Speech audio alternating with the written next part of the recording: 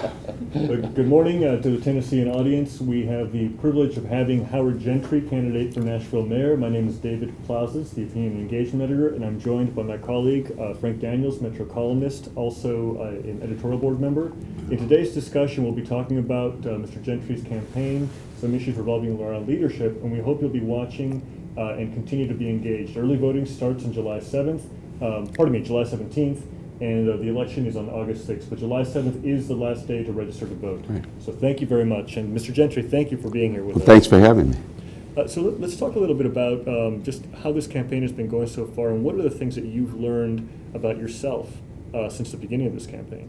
Well, it's been going great. That's the answer. And we got in, I guess, officially January 29th, which everybody else had already gotten into the race. And so I guess I said the campaign's been going great, and it really has.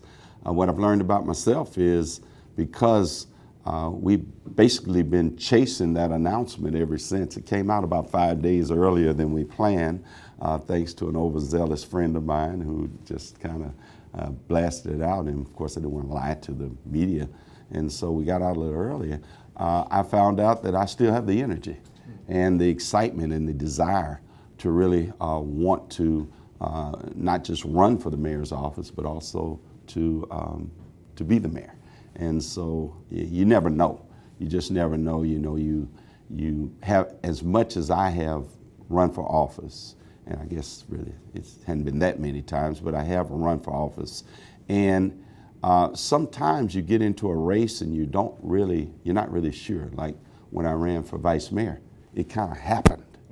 So I didn't plan that one, and it just happened. And so I didn't really know when I first got in whether that was what I really wanted to do. I knew I wanted to do it, but I wasn't sure. And then all of a sudden that feeling came, and you knew you wanted to do it. You were in it, and you were in for the duration and ready to go. Well, on this particular one, I knew I wanted to run, and so I got in, and that feeling came real quick.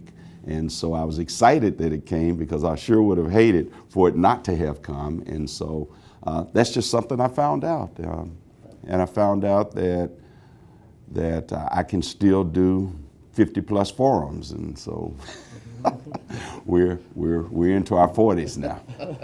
Yes.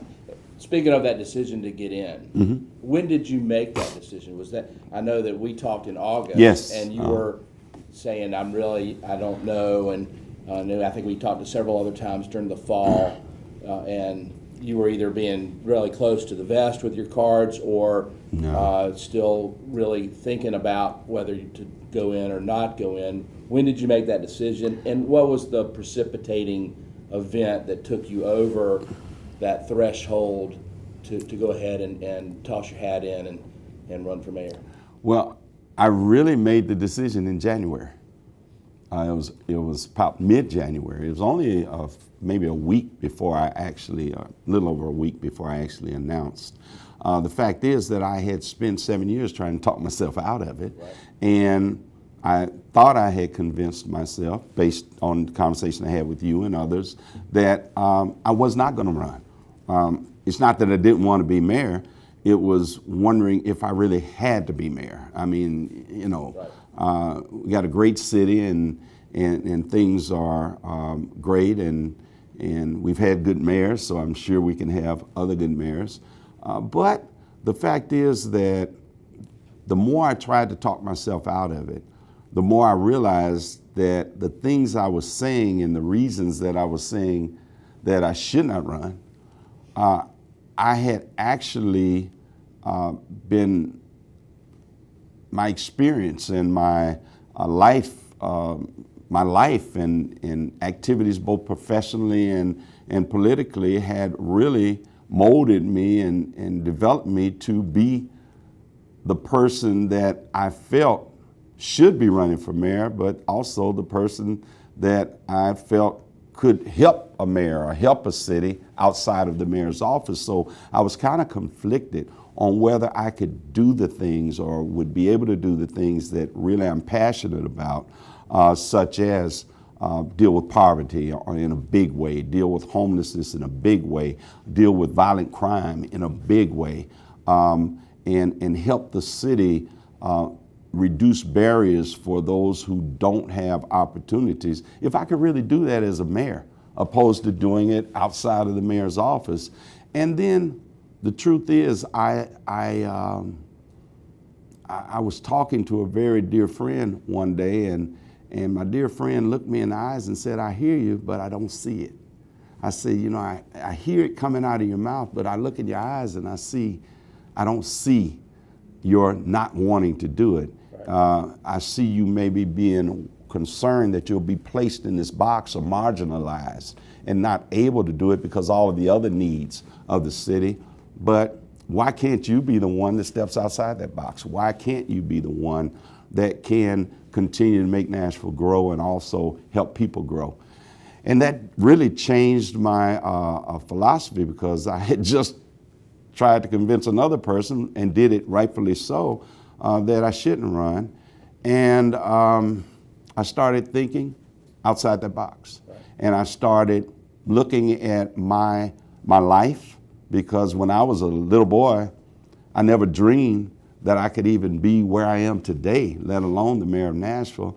And I started thinking about how Howard Gentry and Nashville have actually grown together. And it's been an amazing journey, and a journey of experiences, and a journey of cultural change, a journey of growth, both in me and Nashville. And now we're at a place where we could actually continue to be that it city for everyone outside of Nashville, but also be that it city for everyone in Nashville. And just a combination of economic, of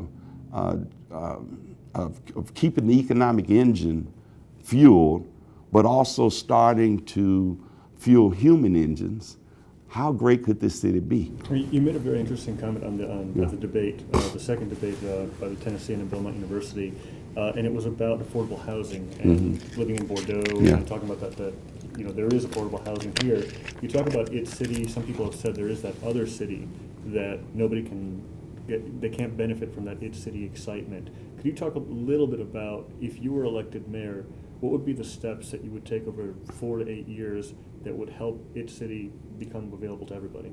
Well, I think one thing is just to point the priority machine at those areas, like a Bordeaux, like a Madison, like parts of Antioch, because some parts of Antioch are doing amazingly well, but actually make those areas priority. In other words, create a safer environment, put sidewalks in, lighting in, make it a more community-friendly, more people-friendly community. We're already a good community, but it's unsafe to walk up and down the streets, so, and sometimes it's a little dark. We don't have all the open space and safe open spaces. We don't have the retail that we'd like to have. And so start touting those communities, as Carlene has done with Antioch.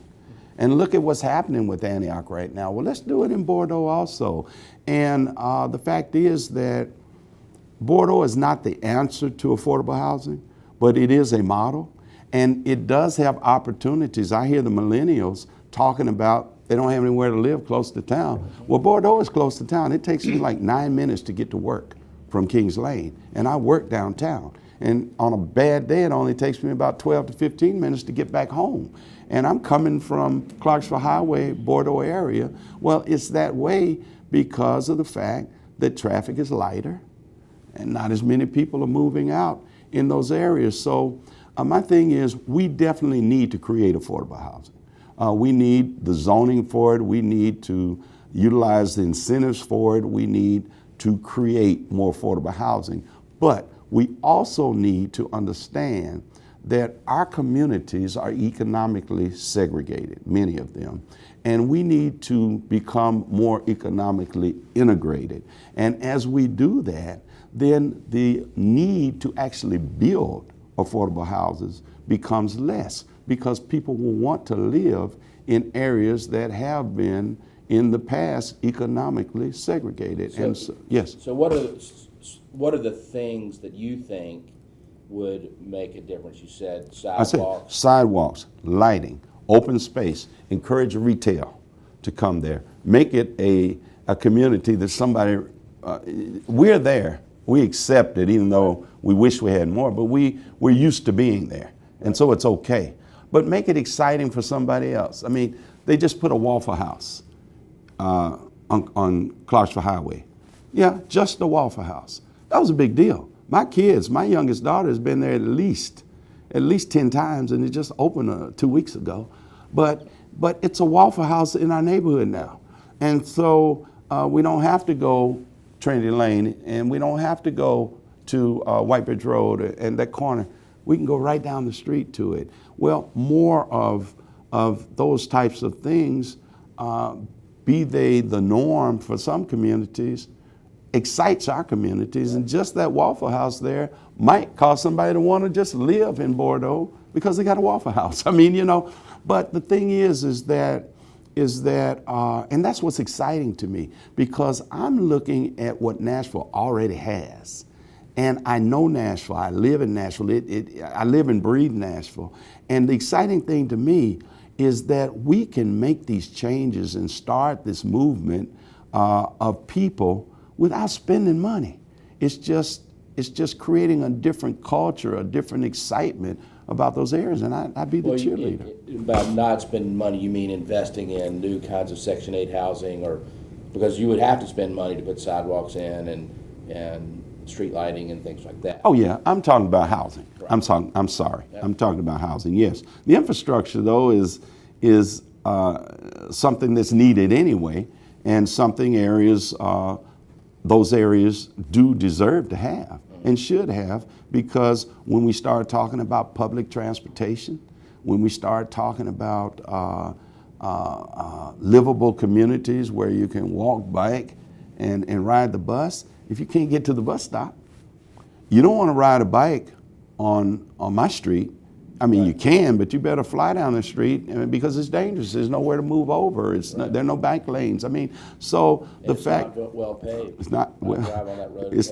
It's not flat. And so the fact is, what's exciting to me is that we can use our normal government structure and our normal services that we provide anyway for the city and change a community in the process just by providing it the services that it deserves. And it's not, I don't think anybody sat around and said, well, we're not going to do this because we don't like the people over there. It just hadn't gotten around to being a priority. And yeah, it's going to be expensive, but we're going to have sidewalk programs.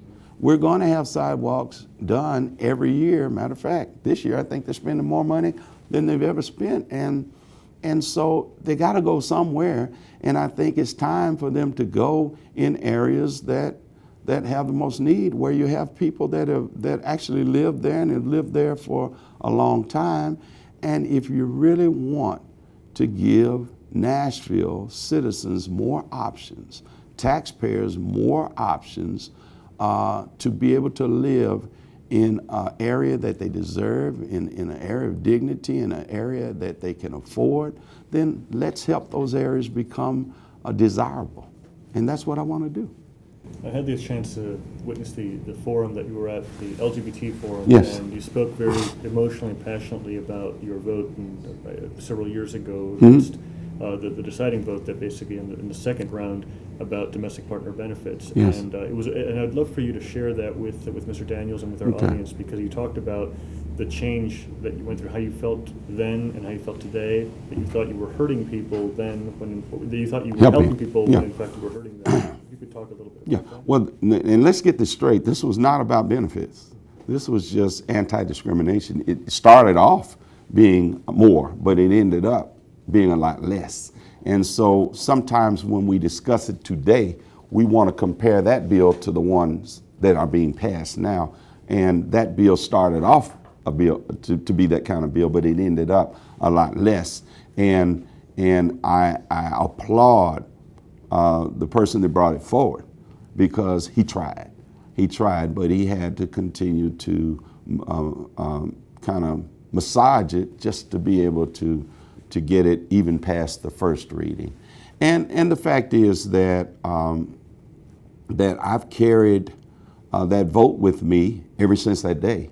And the fact is that it was an anti-discrimination bill that would have been the beginning of whatever would come behind it, but it just had no teeth. It had no real power to it. And I guess growing up the way I did, I already saw how a community would respond to a law that was passed that did have teeth, and how they would also not respond to it without bringing in the troops, so to speak, to make the community respond. So I just didn't, but you know what? It wasn't even so much the bill as it was the ugliness around it. We had the folk come in from Kansas City. Were you here then? No, you weren't. Well, the folk came in from Kansas City, and they were downstairs, you know, chanting and holding up these ugly signs, and they had children with them just waiting, because most of them were like lawyers and stuff, waiting for police to arrest them. And the windows were open in the courthouse, and you could hear them. We did close them. And then we had a packed room, and people had snuck signs in, you know, and one sign said fag and, you know, homo, and I had them taken out, and it was just not a good scene. The media was all over it, as you should have been, but what was being reported, of course, was the ugliness. And Nashville was just in a bad scene, had a bad scene right there. So the fact is that I was the vice mayor. It had passed first reading, and the reality was that we felt that it would pass second reading, and then it was going to have a challenge in its third reading. But the bottom line is that I saw that ugliness. I saw what was occurring, and I felt as vice mayor that I wanted to end the ugliness, because I had the belief and the understanding that it wasn't going to pass on third reading. Matter of fact, probably everybody in the room knew it wasn't. And I felt that it was my responsibility, my duty, to not only help the city, but help a group of people who were really passionate to not have to go through that any longer. And I voted against it. And so from that point, I became an obstructionist in people's minds, and anti in people's minds. But the truth is that I made a decision that I believe would help a situation, but it did hurt people, and it did not give them a chance to complete the effort that they had started. And even if it had failed, today I feel that they should have had the opportunity to see it through. Now, I won't go as far as to say I made a bad decision. I will go as far as to say I made a decision that had a bad result. And because also I think the decision I made, if you want, my mother always says there's a positive to everything. So the decision I made helped to cultivate a movement, or begin a movement that has resulted in what happened today. I think that the decision I made also helped me to be able to have an opportunity to have constant dialogue over the last 10 plus years with people about this on both the pro and the con side, and really get in-depth understanding of the needs of both. I mean, I had even teenagers who invited me to meetings, and they had tears in their eyes because they just didn't understand. If I'm a person that has been discriminated against and understands discrimination, how could you discriminate against us? And that was a tough conversation to have with some kids that were hurt by it, because it was confusing and conflicting. But we were able to spend an hour or so and talk through it, and we might not have had an agreement, but we had an understanding. But it also caused me to grow. So where I am now it's not about a group anymore. It's not about a gender anymore. It's just about a human being.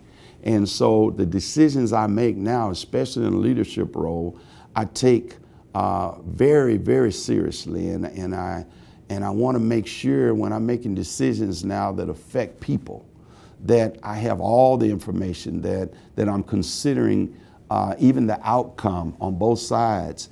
And then those decisions, they're tough, but they have to be made. And I'm kind of the Michael Jordan of decisions. I want the ball.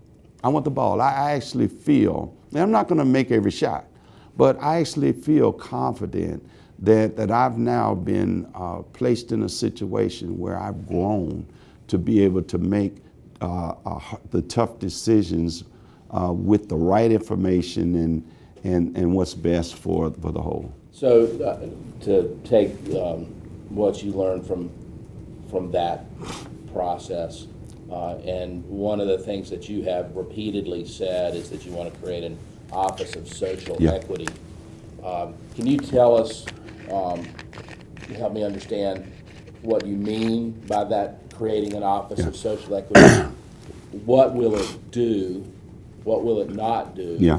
And what are the ways that we'll see that impact? I mean, how will developers see that? How will residents across Davidson County see that? They're my shooting coach. That's who they are. They're the ones that make sure that I bend my knees and keep my feet straight and everything lined up right so that we can make that shot most times. You can't be 100%. But this office simply means that everyone is at the table every time that we have an initiative, development that affects the city. There's always going to be that person at the table that is going to look beyond the current initiative, the current plan, the current development to determine how it affects the rest of the community, the rest of the environment. It could be a bridge going over a creek. Then they're going to make sure those fish are safe, that the conservation is taking, I mean, that it's that we have the right conservation, that it's environmentally sound, that the banks are going to be maintained, and that ecostructure does not change. Sure. Can I? So, like, let's look at the Music City Center, which is the largest project the city has done. One of the things that I continually hear are the challenges that they've had in hiring because of criminal records, backgrounds. They're driving motor vehicles, and they can't. Many people that would like to have work there can't get hired. How would the Office of Social Equity have participated in the Music City Center project, for example? Well, do you have a vision of how that might work? First thing, it would have dealt with more than just the people. People are important. Well, it would have dealt with people, but it would have dealt with the community around the city center. It would have dealt with the homeless population, which we dealt with that, but it would have been dealt with on the front end. So what would the employment? It would be looking at. It would deal with the employment factor. What is the need? What type of employees are going to be needed to be hired? It would look at the capacity to fill those positions. It would have that in. That would be one of the. Right. So you were on the council issues. when that was passed. Right? Yes. I had just moved to town and was not paying that much attention. Well, no, I wasn't on the council when it was passed. I was on the council when we first started discussing it. Right. But no, it was passed in the Dean administration. That's right. Okay. Yes. So, what ways, as a council member and then as mayor, would we have seen that project differently executed with an Office of Social Equity? Okay, that office would have been at the table on the front end. So they would have been bringing to this group the issues and concerns in the beginning. The homeless issue, I'm on the homeless commission. We dealt with that issue. We started discussing it, because the room at the end was sitting over there. That discussion started happening within our midst. In this situation, that person would have been at the table with because you know that the homeless community was going to be affected.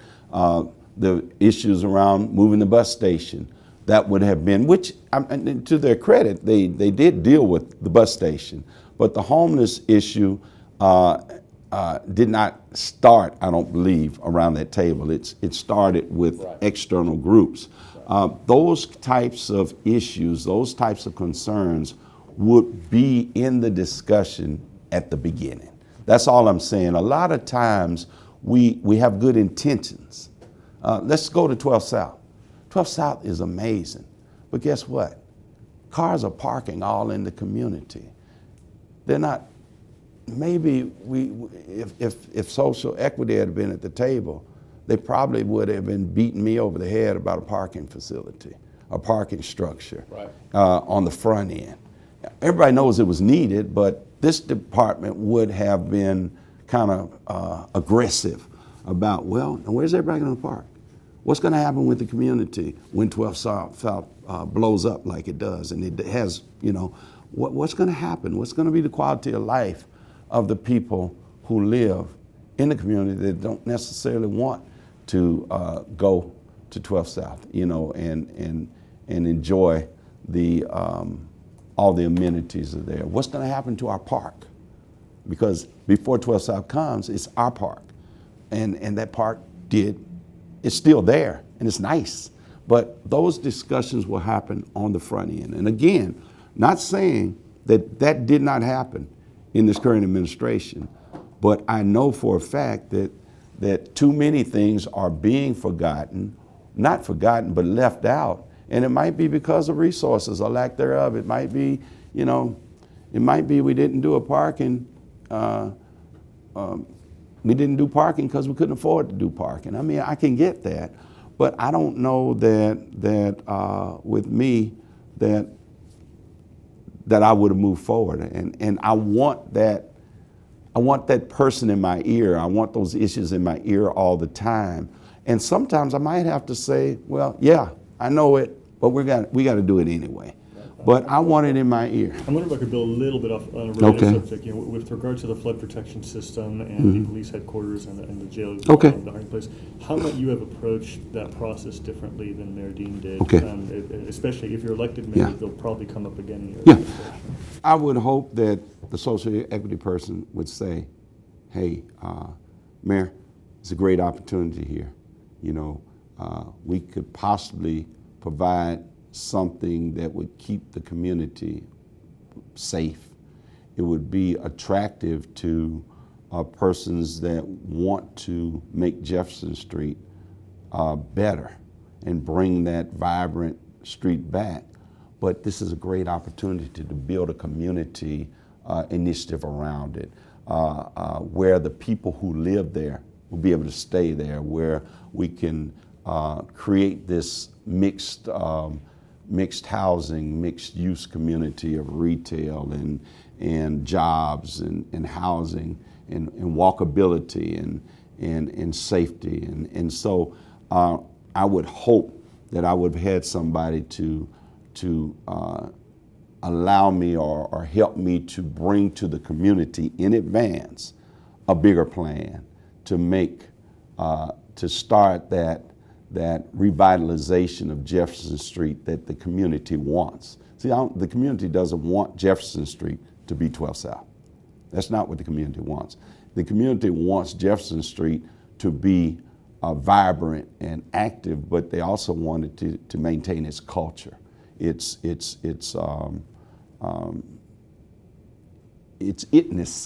and of what Jefferson Street really is. And so I would hope that I would have had some people in my ear and around the table to start working on that type of opportunity and initiative in advance. And I would have had community discussions about it. Probably before we go out to the community, I would have already had the developers and the people from the community that are a part of Jefferson Street's revitalization, and have them at the table and kind of hear them. And what do you really want? What would you like to see? And see if we could build it around the movement of that station, you know. But hindsight is 20/20. But that's the way I operate. That's the way I operate in everything I do. And the same thing with the jail. The jail's a little different because they own the property, and we pretty much can do what we want to do with that property. But again, it would have been an opportunity to come with more than just putting the jail out there. Because who wants a jail in their community? Even though it's out there already, nobody wants it. So you got to bring something more than that is appealing to the community, because at some point, everybody's got to understand it's got to go somewhere. Downtown, because I'm criminal court clerk and I get to sit in the meetings and I know our system, I know that the police station and the jail are in trouble. They're old, they're not good. And the cost of rebuilding right there is going to be greater. And so that's the reality. But I think every time that the metropolitan government has an opportunity to improve itself, then you also have an opportunity to improve the people around it. And the same with, you asked me about one, you said the jail, the police station. And the flood protection system. And flood protection. You know, again, the concern I had probably could have been alleviated if I had information in advance. But I was concerned. I'm not as bothered by the $100 million cost as I am about the effects of saving downtown. How does it affect other communities down the river? How does it affect Trinity Lane and Katy Hill area? How does it affect Donaldson or just on down the river? I mean, what is the effect? And if the total plan also had the information in it, or I guess protections for those areas, it would have been nice to have known about it on the front end. So again, it's communication. I think if you have watched me over the years, especially since I was at the chamber, well, I was a vice mayor, so you watched me in council meetings. Sometimes I was criticized for it, and it's a criticism that I'll take. I let people talk. And sometimes it was said that, well, Howard doesn't have control. I absolutely had control. The council members had a right to talk. They were within their time limit, and they needed to say what they needed to say. And as long as they were not unruly, it was my feeling that they represented a block of citizens, and those citizens' voice needed to be heard. So I do what I do first. And I believe in collaboration. I believe in communication. And the fact is that that's the way I operate. When we created the Poverty Council, we brought almost 500 people together to start talking about it. And we met prior to, a big group of us, all the stakeholders and government and business. We all met to hear each other's views around poverty and what we wanted to do. And we found out that we all wanted the same thing.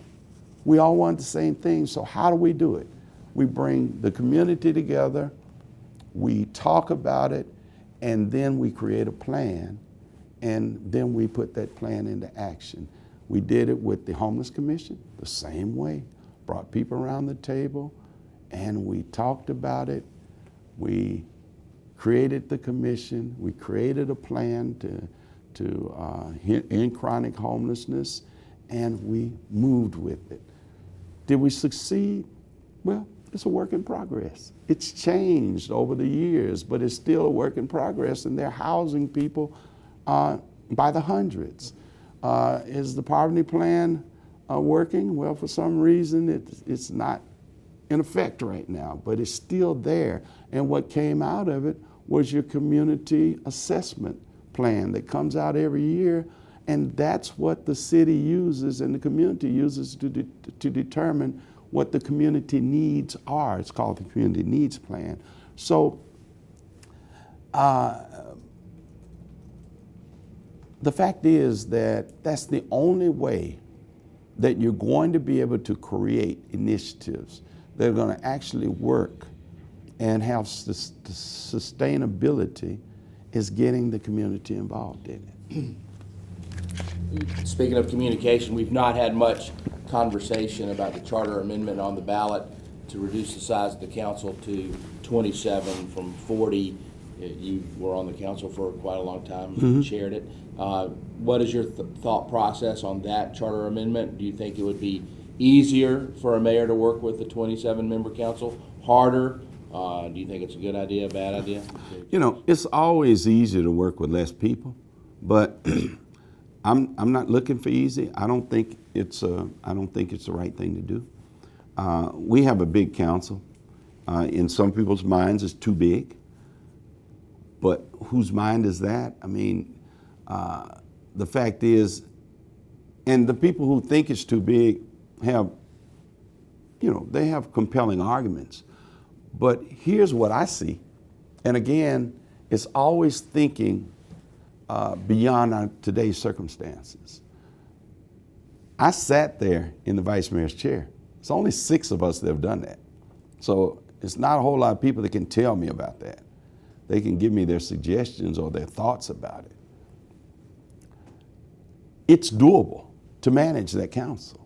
Now, there are a lot of people who are on the council that might feel that they could communicate better or more if there were not so many other people communicating, but all you gotta do is just sit there, and it might take a while, but everybody gets to communicate. The bottom line is the city is growing. We're at almost 650,000 people, and it looks like over the years we're gonna get up close to 1 million. People deserve representation. Now you start reducing the size of the council, then you are having people represent more people, okay? So if you say the 40-member council is not working, you're gonna have the same dynamics and have it cut down to 27, but you're still electing people who work. You're electing people who have families and children. You're electing people who don't get paid enough as council members to do that full time unless they're retired. And if you end up with all retired people, then you don't have the diversity or the ability to represent all people and all classes. So bottom line is, the only way I see that it would be effective to reduce that council right now, the only effective way to reduce that council to me would be to make it a full-time job with staff. And then that person could be on the job all day, as other cities do, Chicago and other cities, and make that council person a full-time employee to adequately represent the community.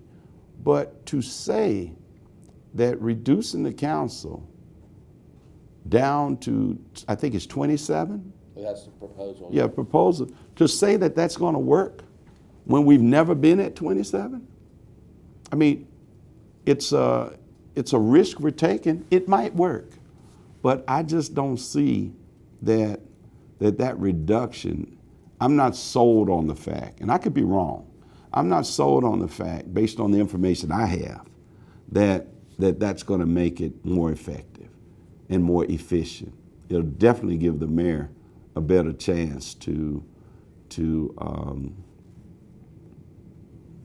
get his issues through the council, or her issues through the council. On the other side, well, it doesn't look to me like the mayors have had much problem getting their issues to That's the council with 40 people. So, that's what I'm saying. so perhaps it would make it harder. I was getting ready to say, on the other side, if the mayor was not popular with the council, it could be problematic for a mayor to have a smaller council. So, I've probably said more than than the proponents of the bill want me to say, but it's the way I feel about it. So one of the recurring issues in this campaign is the debt issue for the Yeah. city. How would you tackle that? And what is a proper percentage of debt to total budget, or at least around that area? Because I'd love to hear your thoughts in terms of how you address that. Because for a while, when I first got here as a newcomer, there was a project here, economic incentive here, and you start getting more and more, and it's making the city beautiful. But it's also, I believe the debt ratio is about 10% at this moment. It's between 10 and 11. And you know, the truth is, that's where, I mean, that's actually not a bad place. Well, let's take it back. It would be better if it were lower, but to have done all we've done and that debt ratio to be where it is, I guess Mayor Dean can go out of office feeling pretty good about being able to keep it where it is. Now, it's really too high. It needs to be lower for us to be comfortable. But annually, we're paying it down at a pretty good rate. So what I think is that what's getting ready to happen is that we're not going to have as many huge projects. We might have a lot of projects that equal close to those, but not one. In other words, we're going to have to deal with sewer and stormwater. We're going to have to deal with infrastructure in a very serious way. The flood wall is not going to go away, so we're going to have to deal with it either we are or we aren't. So there are going to be a lot of projects that are going to equal a lot. But if we could continue to service the debt at the level, at the pace that we are, and to reduce our expenses, so to speak, for a few years, then I would be a lot more comfortable. But even at the debt level that we are, we're still getting decent bond ratings, and we're not put on any kind of watch list. So I just think that we've got to make sure that those structures and those initiatives that require the debt are doing what they need to do and ramped up at a level where they're able to fund themselves and fund their debt in a proper way. So I think we just got to be careful with it right now. I wouldn't raise taxes to reduce debt. I won't do that. I mean, you know, I won't do that. I mean, you know, not just for debt, but I think if we just stay in control of where we are, not increase it, and lower our expenses some, that we'll be okay. I just think we will. The other issue that regularly comes up in the many forums, the fora, whatever we call that, and I've forgotten all my Latin, is education, the relationship between the mayor and the school system. You would be in a particularly interesting position with your ex-wife as the chairman of the school board.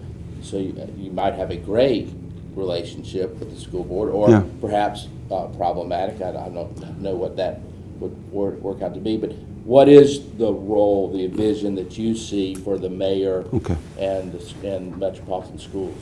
Well, you brought it up, so I'm going to quickly mention the personal side, then we're going to get off of that, because that's you got to do what you do. The fact is that the school board chair and I have a great relationship, and as a matter of fact, she reminds me after forums that you just remember that you don't run the school system. So y'all can have all these great ideas about principals and teachers and all, curriculums and all those things, but you don't run the school system. But that's in a very light conversation.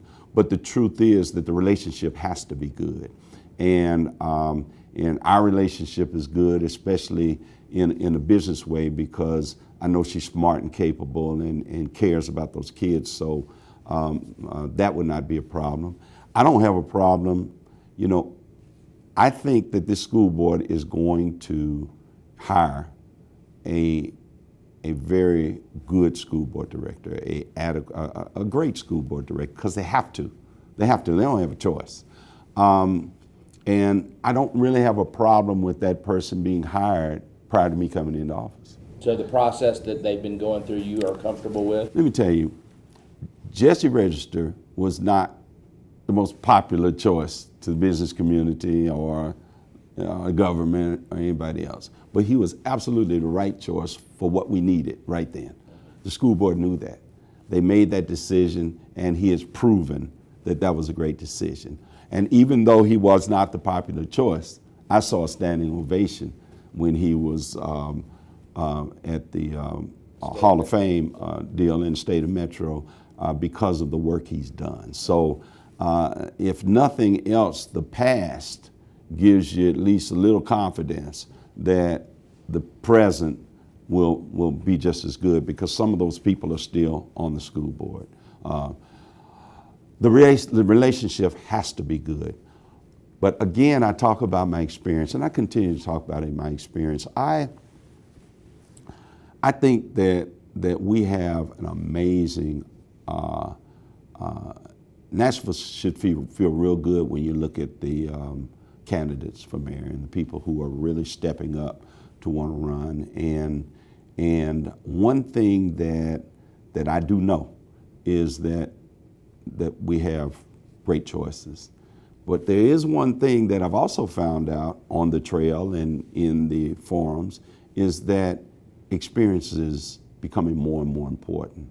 And it's not because other people don't have it, it's because of the discussions that we're having, the issues that are coming up, and the needs that this city has.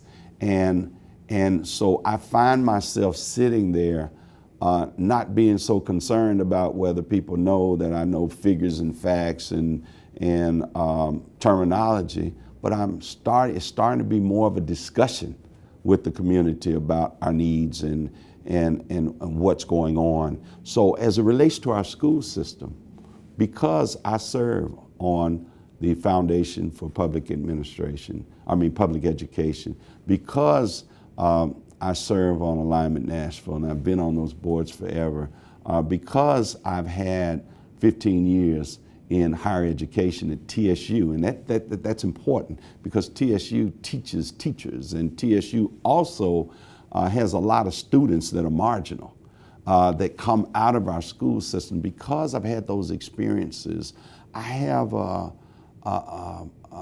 very clear understanding of what is needed. And the fact is, the mayor has a huge role in it, but it's not within the walls of the schools. The mayor's job is to make sure the schools are adequately funded, and especially funding programs that are effective, that are working. The mayor has a responsibility also to ensure or help ensure that teachers are being paid as best we can. Of course, the state has something to do with that too, and that the workers within the schools have the opportunity to be paid. But again, that's budget. But the mayor has a great opportunity, and that is to change the lives of those kids, that's 72% who live at or below the poverty rate, to alter their lives in a way that causes them to be better students. That does not happen in the school.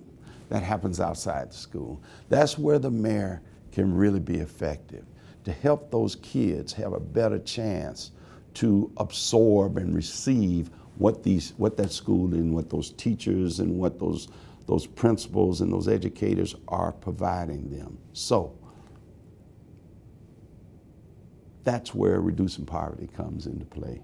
That's where fighting against homelessness comes into play, because over 3,000 of our students are homeless or come from homeless families.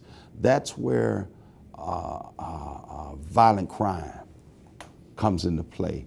When you start changing communities, that's where sidewalks and lights and livable communities come into play.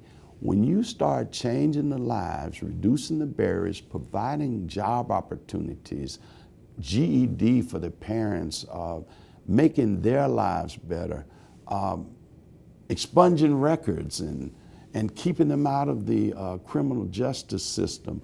When you start changing those lives around those kids, when you start changing the environments around those kids, then what you're doing is creating a better environment for those kids to be good students. So they come into school better prepared to learn. They come in with food in their belly. They come in with an encouraging home life. They come in with hope. And then they become better in the classroom. Crime rates reduce because life is better. Graduation rates increase because life is better. So what if you could do one thing, you get to do one thing, Yep. What would that one thing be to make that change? You only get to do one. One thing, okay, re-ramp up the poverty initiative and send it out full force. It's already sitting in social services. It already deals with affordable housing, food, child care, Well, the works. That was a pretty smart answer because that one thing is a lot of things. But it is. It is, but it all comes under that umbrella. Right. And ramp it up and put it into full force. Will that require a significant amount of funding? The ramping up of the poverty initiative requires no funding, but the initiatives that come out of it could require funding. But you've got public-private in the room creating these initiatives, these plans. And so the hope is that with the nonprofit world, the private sector partnering with government, that the cost is shared and minimal compared to the results that you get. Now, I just wanted one thing to follow up on the schools. Are the schools currently adequately funded? Yes. Well, let's say this. They could use more, but if I can get these initiatives outside the school system ramped up in full force, and one is also to bring the support services, that also comes out of the poverty initiative, bring the support services into the communities, even into the schools. Then if you start altering those students' lives and their lifestyles and their homes in a positive way, the cost of educating that child goes down because you need less developmental and less tutoring.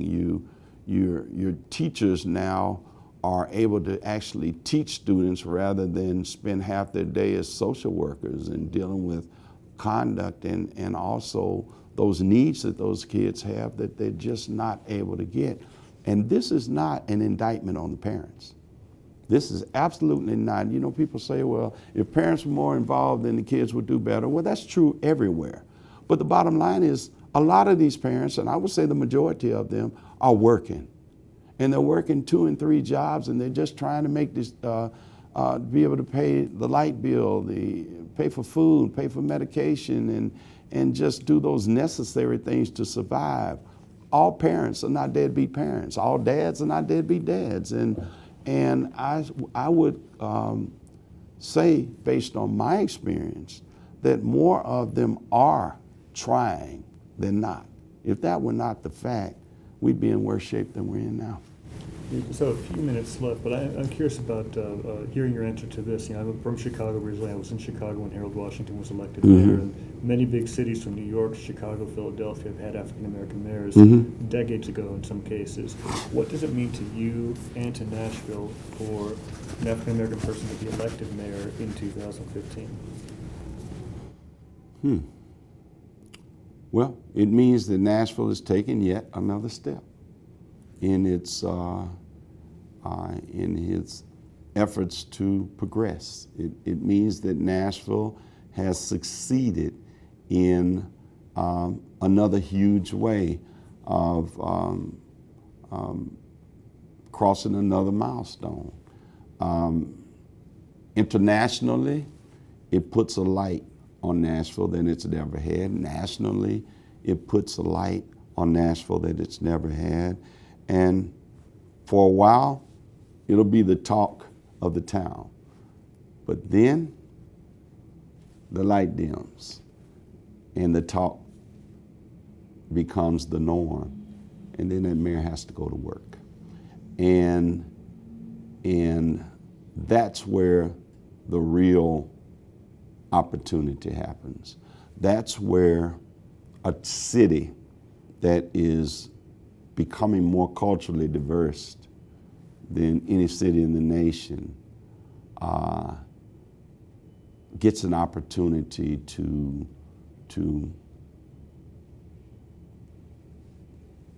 really be that culturally diverse city. That's when people get an opportunity to see that someone who is different is also capable and ready and able. And hopefully the result of that is it helps a community to come together more, to be more accepting, and truly be that it city that it can be. It's got to make a difference because it is different. Is it necessary for Nashville to be that true it city? I don't think that I'm just the total answer. But if it happens, then we have a great opportunity to make the best of it. And then for me, it will be important to be successful, to do it right. And so Nashville can have another proud moment in its history.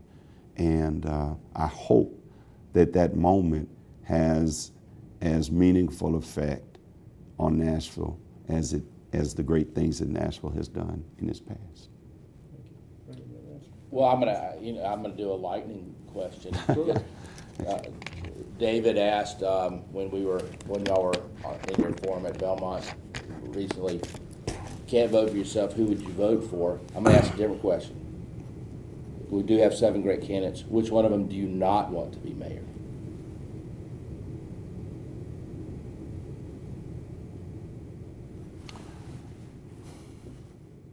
You know what? I'll wait and answer that question after the election because I want that person's people to vote for me. And I'm trying to win a mayor's race right now. And to answer that question, I think, I haven't been politically correct in anything I've said to you today, but I am in an election. And I want to be the mayor of Nashville. And I want to represent everybody in Nashville. And I'm just not going to call one of my colleagues out in that way and to do that. I don't mind you asking me that question, but I don't think it would be very smart for me, being in the race that I'm in, being in the position I'm in, to answer that question. I just think right now the public would look at me right now and say, well, I think he did the right thing. But you prefer that you and not the 6 others be mayor, correct? I would prefer that Howard Gentry is the mayor of Nashville, and I would also want my colleagues that I'm running against to know that I respect them enough. And I don't think you have a disrespectful question. Somebody might say, well, he didn't answer the question. Well, no, I didn't. And the fact is that I think that's the right thing for me to do at this point. Yes. You can always not answer a question. Yes. Mr. Gentry, we want to thank you so much for your time. Thank you to the audience on Tennessean.com, to Mr. Daniels, and to our other editorial board members. We hope you come back for another round of interviews next week for Vice Mayor, and the week of July 5th, we'll be meeting with all the other mayoral candidates to come, 5 of them to come. So thank you so much, Mr. Gentry. Thank Again, you. Appreciate it. All right. Appreciate it.